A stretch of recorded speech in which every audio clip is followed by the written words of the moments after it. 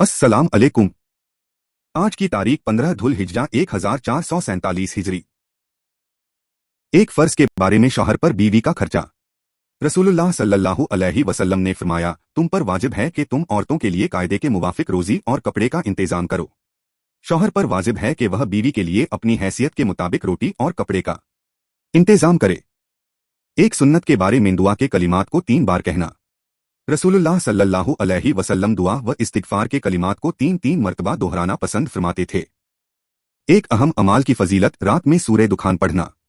रसूलुल्लाह सल्लल्लाहु अलैहि वसल्लम ने फरमाया, जिस शख्स ने रात में हामीम अद दुखान यानी सूरे दुखान पढ़ी, उसके लिए 70,000 फरिश्ते इस्तिगफार करते हैं। दूसरी रिवायत में है कि जिसने जुमा की रात में सूरे दुखान पढ़ी, उसके तमाम गुनाह माफ कर दिए जाते हैं। एक गुनाह के बारे में कर्ज न लौटाने की नीयत से लेना। रसूलुल्लाह सल्लल्लाहु अलैहि वसल्लम ने फरमाया, जो शख्स किसी से कर्ज ले और दिल में यह पक्का इरादा कर रखे कि कर्ज पूरा नहीं लौटाएगा, तो वह अल्लाह से एक चोर की हालत में मुलाकात करेगा। आखिरत के बारे में क़यामत का हाल।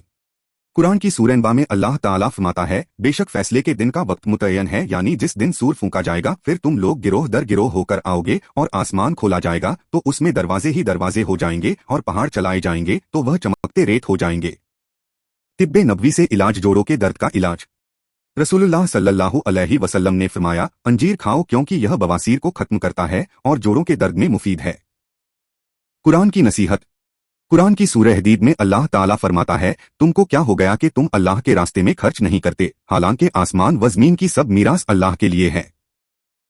इस्लामी तारीख। हजरत मोइनुद्दीन चिश्ती रहमतुल्लाह।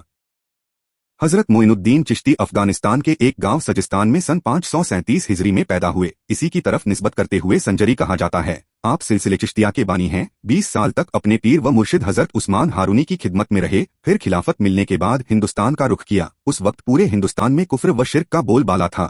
लोग खुदाए वाहिद को छोड़कर ईंट, पत्थर, दरख्त, जानवर, गाय और गोबर की पूजा करते थे। ऐसे तारीक माहौल में एक खुदा की आवाज लगाई, वाज व नसीहत के साथ साथ दावत व तबलीग के लिए दूर दराज का सफर किया और पूरे हिंदुस्तान में इस्लाम के पैगाम को आम किया, जिसके नतीजे में आपके दस्ते मुबारक पर हजारों की तादाद में लोग जोक दर जोक इस्लाम में दाखिल हुए। मुल्क के गोशे गोशे से अल्लाहू अकबर की आवाज आने लगी और लोग भी इस दावती तहरीक को पूरे हिंदुस्तान में पहुंचाने लगे।